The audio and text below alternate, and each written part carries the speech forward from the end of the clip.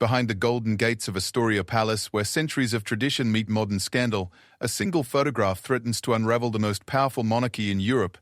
When Princess Isabella's pregnancy announcement should have brought joy to the kingdom, it instead sparked whispers in marble corridors and urgent midnight meetings in the king's private chambers.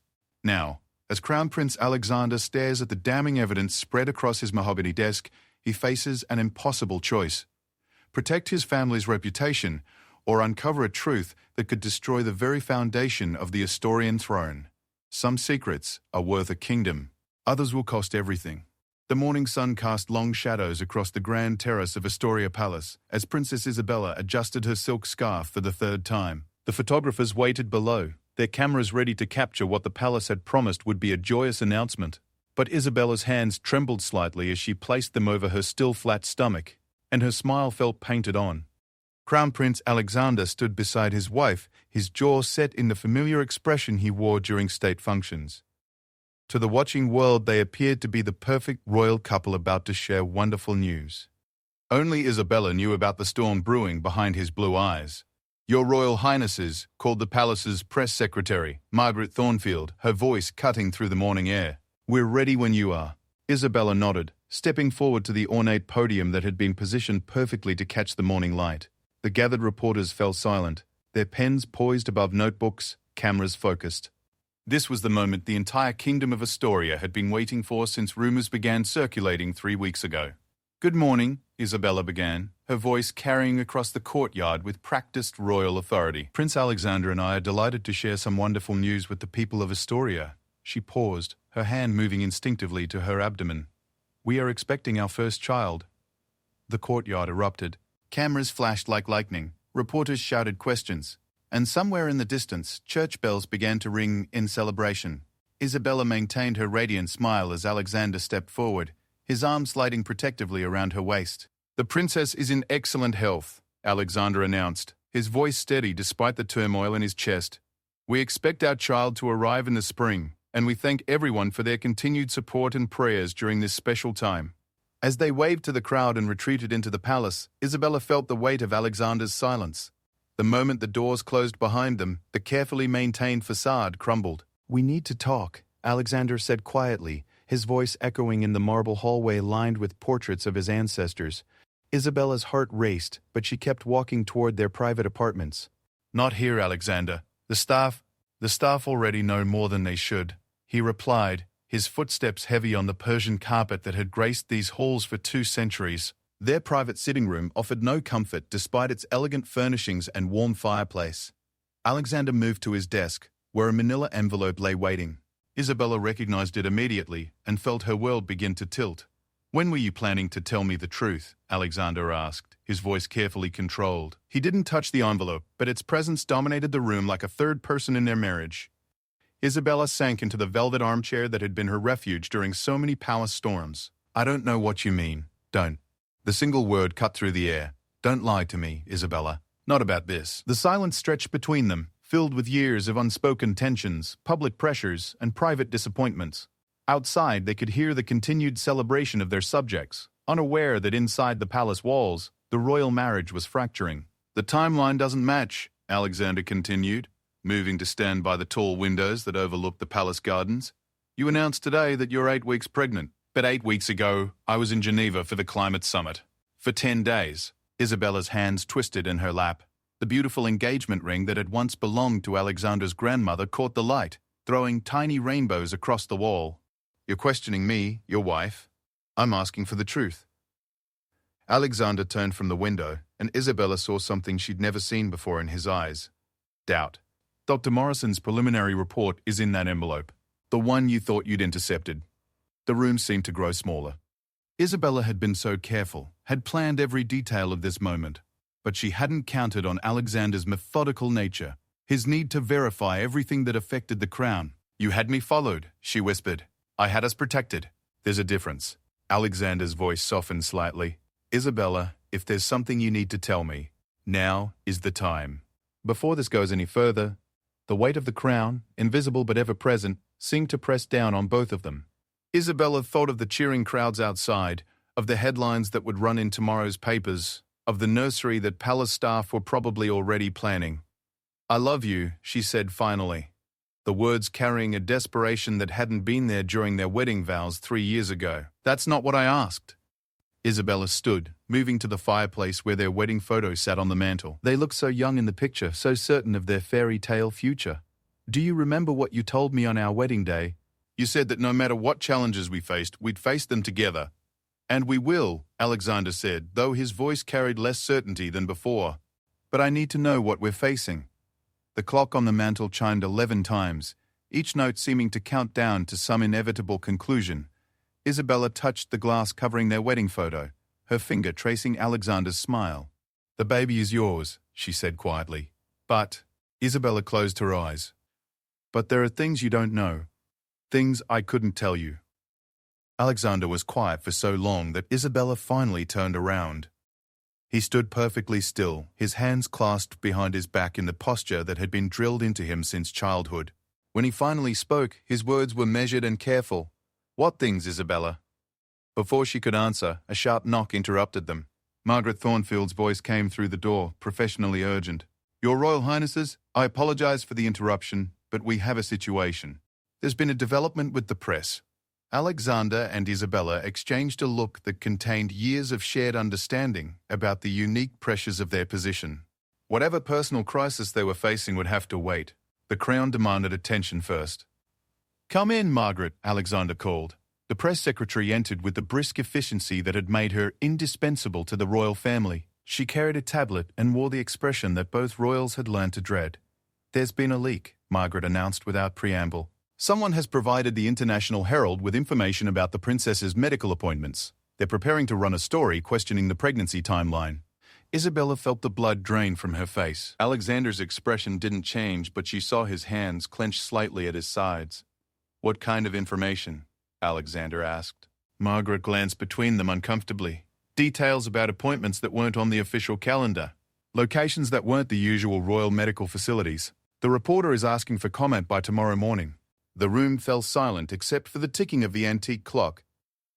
Isabella realized that the celebration outside had grown quieter, as if the very walls of the palace were holding their breath. "Who else knows about this?" Alexander asked. "Just the three of us, for now.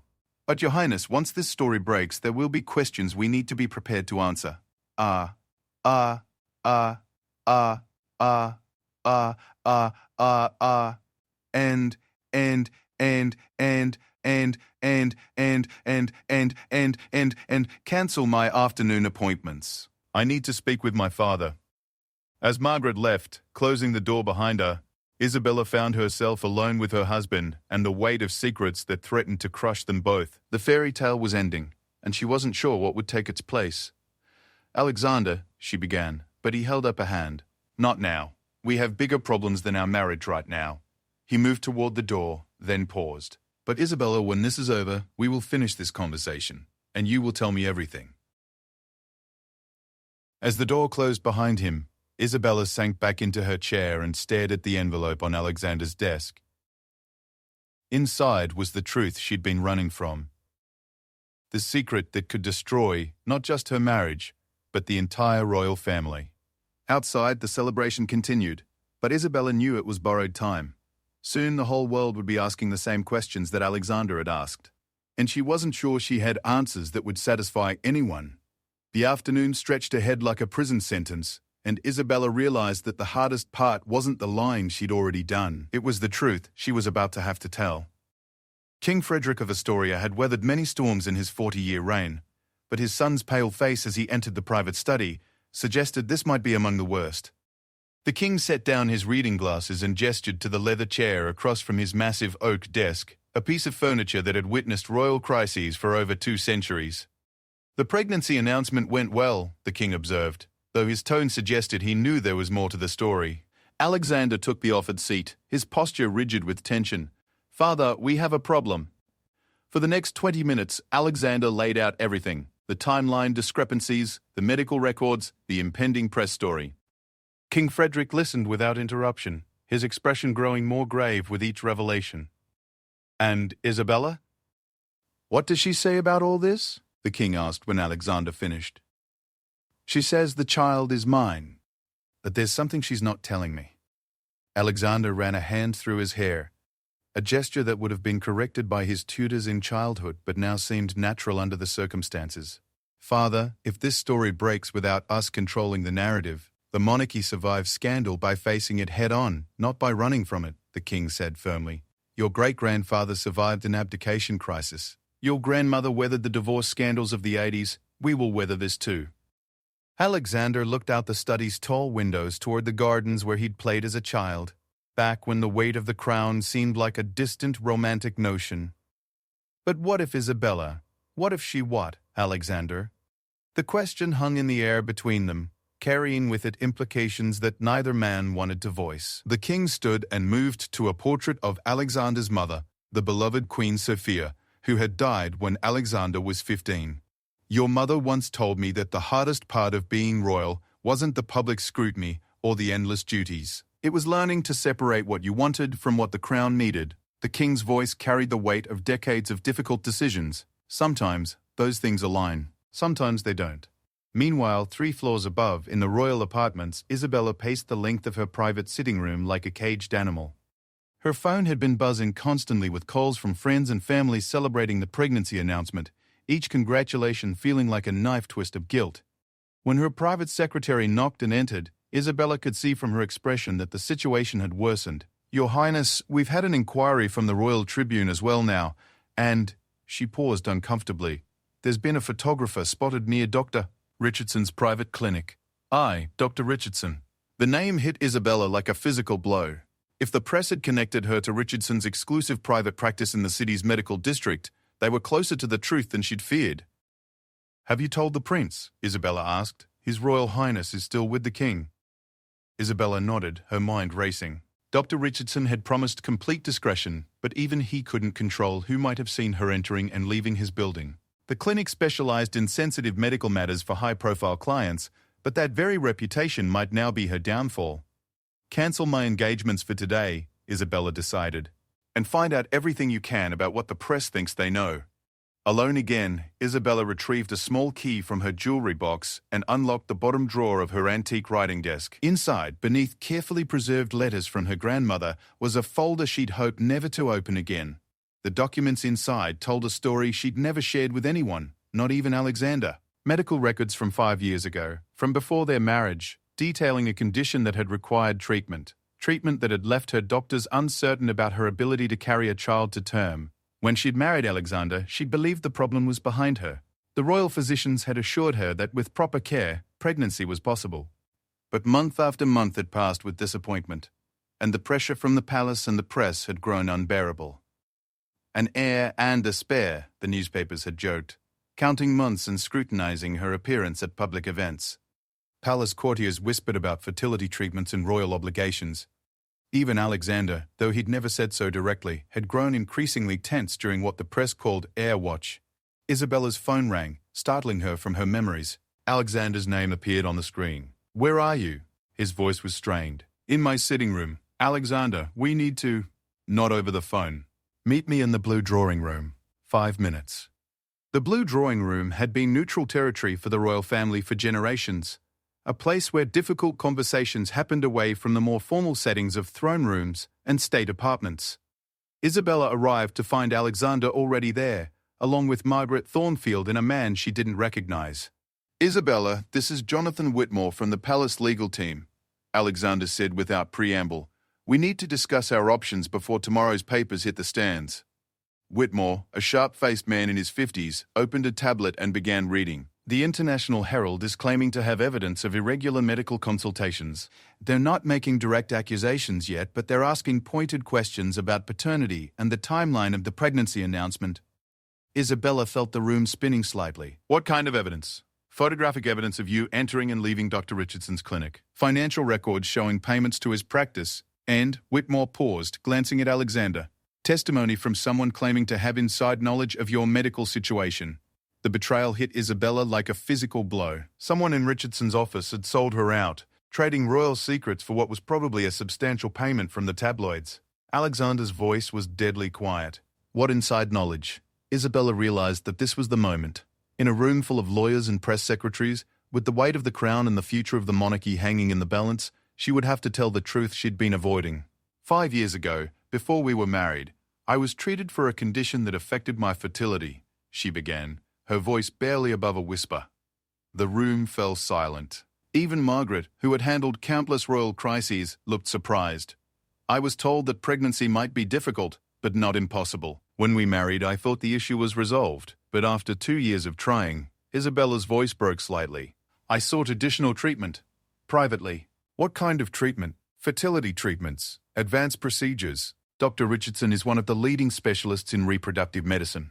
Isabella forced herself to meet her husband's eyes. The baby is yours, Alexander. But the conception wasn't natural.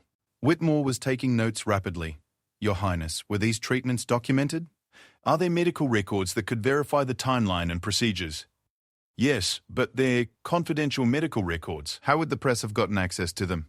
Money, Margaret said grimly. There's always someone willing to sell information if the price is right.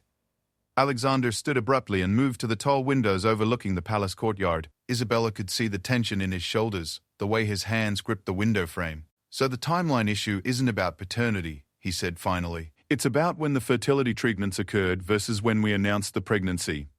The treatments began 3 months ago, Isabella admitted. The pregnancy was confirmed 2 weeks ago. I wanted to be sure before we announced anything. Whitmore looked up from his notes. Your Highnesses, from a legal standpoint, this actually simplifies matters significantly. Medical privacy laws protect details about fertility treatments. We can address the timeline questions without revealing sensitive medical information. But Alexander turned from the window with an expression Isabella had never seen before. It wasn't anger exactly, but something deeper and more wounded. You've been going through fertility treatments for 3 months, and you didn't tell me. His voice was quiet, but the hurt in it filled the room. Isabella, we're supposed to be partners in this. I was trying to protect you, Isabella said, standing as well. The pressure from the press, from the palace, from everyone expecting us to produce an heir. I thought if I could just handle it quietly. Handle it quietly? Alexander's composure finally cracked. This is our child we're talking about. Our marriage. Our future. How could you think I wouldn't want to be involved in something that important? Margaret cleared her throat diplomatically. Your Royal Highnesses, perhaps we should focus on the immediate crisis. We can address the personal matters privately. What are our options, Whitmore? We issue a statement confirming the pregnancy and addressing the timeline concerns without revealing medical details. We emphasize that the princess has been under the care of excellent physicians and that both mother and baby are healthy. Any questions about specific medical procedures can be deflected as private health matters. And if they have more evidence? More sources? Isabella asked. Then we deal with each revelation as it comes. But Your Highness, I have to ask, is there anything else? Any other information that might surface that we should be prepared for? Isabella looked around the room at the faces staring at her expectantly. These people had devoted their careers to protecting the royal family, and she was about to ask them to defend secrets she'd kept even from her husband. There's one more thing, she said quietly. Alexander closed his eyes briefly, as if bracing himself for another blow. The fertility treatments weren't just about conception. There was a complication early in the pregnancy. I had to have additional procedures to ensure the pregnancy would continue successfully. Isabella's voice grew smaller with each word. Doctor. Richardson performed an experimental treatment that's not widely available. If the press finds out about that, what kind of experimental treatment? Whitmore asked, though his expression suggested he was beginning to understand the scope of the crisis. Isabella looked at Alexander, whose face had gone from pale to grey. The kind that costs more money than most people see in a lifetime. The kind that raises questions about fairness and privilege when ordinary people can't access the same care. The silence that followed was deafening. They all understood now that this wasn't just about a pregnancy timeline, or even about royal privacy. This was about the perception that the royal family lived by different rules, had access to different opportunities, even when it came to something as fundamental as having a child. How much money are we talking about? Alexander asked quietly. £200,000 so far. Margaret actually winced. Whitmore set down his pen and rubbed his forehead. Alexander returned to staring out the window. Your Royal Highnesses, Whitmore said finally, we need to consider the possibility that the best strategy might be complete transparency. A carefully managed revelation of the facts, framed in terms of the princess's health and the joy of the pregnancy, rather than waiting for the press to uncover details piecemeal. Absolutely not, Alexander said without turning around. We're not putting Isabella's medical privacy up for public consumption. But if the alternative is a drip feed of damaging revelations over weeks or months, I said no. Isabella watched her husband's reflection in the window glass and realized that somewhere in the space of a few hours, their marriage had fundamentally changed. Not just because of the secrets she'd kept, but because of the impossible position those secrets had put them both in. "Alexander," she said softly, "maybe he's right. Maybe it's better if we control the story." He turned from the window, and when he looked at her, Isabella saw something that broke her heart. He was looking at her like a stranger. "Do you understand what you're asking me to do?" he said. "You're asking me to put our most private moments, our struggles to have a family, our medical decisions, on display for the entire world to judge. You're asking me to turn our child into a news story before it's even born. I'm asking you to help me fix the mess I've made." The clock chimed 6 times, and through the windows they could see the evening news crews setting up their cameras outside the palace gates. Tomorrow morning, the entire kingdom would wake up to questions about their royal family that no one in that room was prepared to answer. "We need a decision," Margaret said gently. "Whatever we're going to do, we need to move quickly." Alexander looked at his wife, at the legal advisor, at the press secretary, who had become like family over the years. Then, he looked back out the window, at the reporters gathering like storm clouds. "Schedule a press conference for tomorrow afternoon," he said finally. "We'll tell them everything." Isabella felt relief and terror in equal measure. The truth was about to set them free, but she wasn't sure what would be left of their lives when it did. The royal press conference was scheduled for 2 o'clock in the afternoon, but by dawn, media trucks lined the streets surrounding Astoria Palace like an invading army. Isabella stood at her bedroom window watching the chaos below, feeling like she was preparing for her own execution rather than a public appearance. Alexander had spent the night in his private study, working with advisors to craft a statement that would satisfy the public's curiosity while preserving what remained of their family's privacy. Isabella had tried to sleep but found herself staring at the ceiling, replaying every decision that had led to this moment. At 8 in the morning, Margaret knocked on Isabella's door with coffee and the first editions of the morning papers. The headlines were everything they had feared and worse. "Royal deception," screamed the International Herald's front page, with a photo of Isabella entering Dr. Judge Richardson's clinic alongside a timeline questioning the pregnancy announcement. The Royal Tribune had gone further. "Secret treatments. What did the princess know and when?" Their story included quotes from unnamed palace sources suggesting that even the prince had been kept in the dark about his wife's medical consultations. Isabella set the papers aside without reading the details. She couldn't bear to see her most private struggles dissected by journalists who had never experienced the desperate longing for a child or the shame of needing medical intervention to achieve something that seemed so natural for everyone else. "Your Highness," Margaret said gently, "we need to discuss what you'll wear today. The images from this press conference will be used for years to come. We want you to look confident, healthy, and united with the prince." Isabella almost laughed at the irony. United with the prince.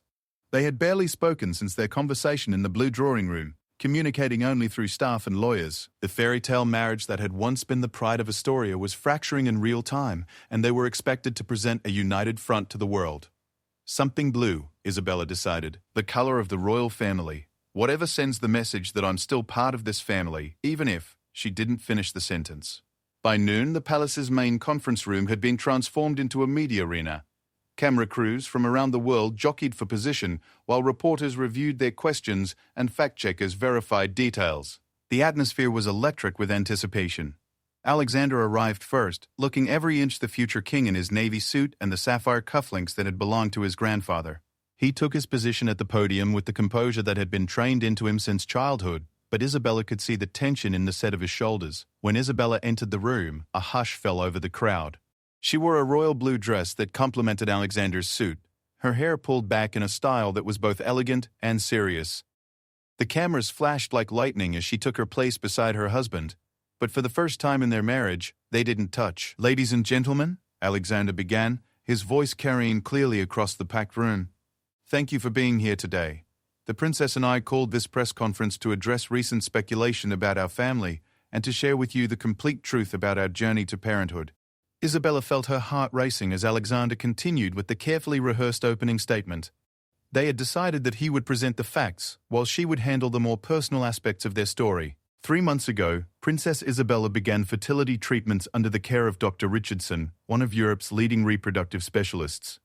These treatments were successful, and we are now expecting our first child in the spring. Alexander paused, letting the significance of the admission settle over the room. The princess chose to pursue these treatments privately, without my initial knowledge, because she wanted to spare our family the additional pressure of public scrutiny during what was already a challenging and emotional process. The room erupted with hands shooting up and reporters calling out questions, but Alexander continued speaking over the noise. I want to be absolutely clear about several points. First, this child is mine and Isabella's, conceived through medically assisted reproduction. Second, the princess's decision to seek treatment privately was made out of love for our family and respect for the intensely personal nature of fertility struggles. Third, we are both grateful for the excellent medical care that has made this pregnancy possible. Alexander stepped back slightly, and Isabella moved to the microphone. This was the moment she had been dreading and anticipating in equal measure. For months she had imagined what it would feel like to tell the truth about their struggle to conceive. But she had never imagined telling it under these circumstances. 3 years ago, when Prince Alexander and I married, we assumed that starting a family would be the natural next chapter in our lives together. Isabella began, her voice steady despite her racing heart. What we discovered was that wanting a child and being able to have one are not the same thing. The room was completely silent now, the reporters hanging on every word.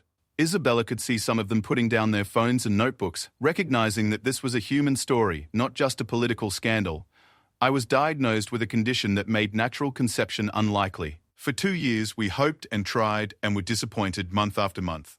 The pressure from the media and the public, though well-intentioned, made every failed attempt feel like we were letting down not just ourselves, but our entire kingdom. Isabella paused, fighting back tears that she refused to shed in front of the cameras. When I learned about advanced fertility treatments that might help us, I made the decision to pursue them privately. I wanted to protect Alexander from additional stress, and I wanted to protect both of us from the pain of public speculation about such a deeply personal matter. A reporter from the back of the room raised her hand. Your Royal Highness, can you comment on the cost of these treatments and whether they're available to ordinary citizens? Isabella had prepared for this question, but it still felt like a punch to the stomach. The treatments cost approximately £200,000. I am acutely aware that this level of medical care is not accessible to most people, and that awareness weighs heavily on me. One of the initiatives I plan to champion going forward will be improving access to fertility treatments for all families who need them. Another reporter stood up. Prince Alexander, were you really unaware of these treatments? How do you respond to suggestions that this represents a breakdown in communication within the royal marriage? Alexander returned to the microphone, and for a moment, Isabella saw him hesitate. This was his chance to blame her, to present himself as the wronged party who had been deceived by his wife. The entire future of their marriage might depend on how he answered this question. My wife made a difficult decision during an extraordinarily stressful time, Alexander said finally. While I wish we had faced this challenge together from the beginning, I understand why she felt she needed to handle it privately. Marriage is about supporting each other through difficult times, not about placing blame when those times become public. Isabella felt tears threatening again, this time from gratitude rather than fear. Alexander was protecting her even after everything. The questions continued for another hour, covering everything from the timeline of the treatments to the implications for the line of succession. Through it all, Alexander and Isabella presented a united front, taking turns answering questions and supporting each other's responses. But the most difficult moment came when a reporter from a tabloid newspaper stood up and asked the question that everyone had been thinking but no one had dared to voice. Your Royal Highnesses, given the secrecy surrounding this pregnancy and the extraordinary measures taken to achieve it, how can the public trust that you'll be honest with them going forward? Have you considered that this situation might have been avoided if you had been transparent from the beginning? The silence that followed felt endless. Isabella realized that this question went to the heart of everything. The relationship between the royal family and their subjects, the balance between privacy and transparency, the very nature of what it meant to be a public figure in the modern world. That's a fair question, Isabella said, stepping forward. The truth is, I was afraid of judgment, afraid of failure, afraid of admitting that I needed help to do something that seemed so fundamental. But I've learned that fear is a terrible advisor, and that the secrecy I thought would protect us actually put us in a much more difficult position. She looked directly into the camera that would broadcast her words across the kingdom and around the world. To the people of Astoria, and especially to other women who are struggling with fertility issues, I'm sorry that my fear prevented me from being the kind of role model you deserved. I should have been open about our challenges from the beginning. I should have used our platform to shed light on these issues rather than hiding from them. Alexander moved closer to her, and for the first time during the press conference, he took her hand. The gesture was small, but every camera in the room captured it. Going forward, Alexander added, we commit to being more open about the challenges of public life, including the personal challenges that affect us as a family. Our child will grow up knowing that their parents faced difficulties with honesty and courage, even when that honesty came later than it should have. As the press conference ended and they made their way back through the palace corridors, Isabella felt a strange mixture of exhaustion and relief. The truth was finally out, but she wasn't sure what the consequences would be.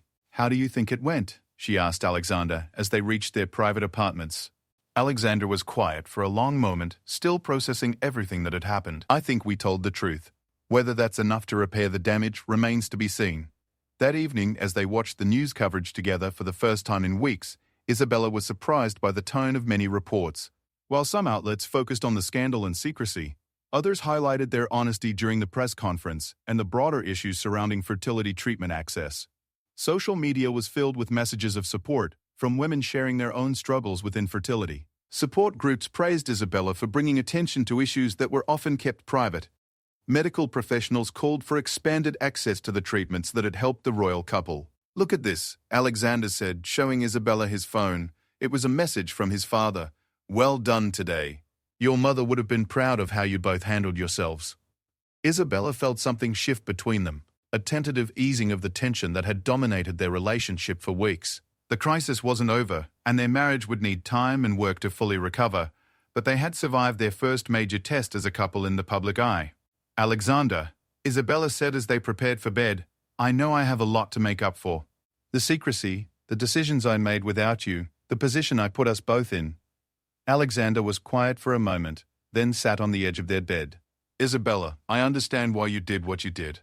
The pressure we're under isn't normal, and it doesn't always bring out the best in people. But we have to promise each other that going forward we face these things together.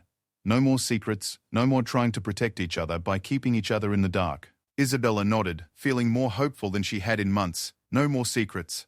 As they turned off the lights, Isabella placed her hand on her still flat stomach and thought about the child growing there. This baby would be born into a world that knew the truth about how they came to be, into a family that had learned to choose honesty over fear. The fairy tale was over, but maybe what they were building now was something stronger than a fairy tale. Maybe it was something real. Outside the palace walls, the media trucks were beginning to pack up and leave. The story had been told, the truth had been revealed, and while there would undoubtedly be follow-up articles and continued scrutiny, the immediate crisis had passed.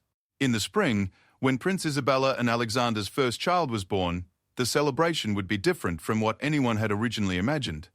It would be marked not just by joy, but by the knowledge that this child represented a family that had chosen to face their challenges publicly and honestly. The crown would endure, as it always had. But perhaps more importantly, the marriage that would one day wear that crown had been tested and had survived. In a world where royal marriages often crumbled under public pressure, that might be the most remarkable achievement of all.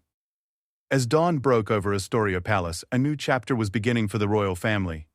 It wouldn't be the perfect fairy tale that the public had once imagined, but it would be something else. It would be true.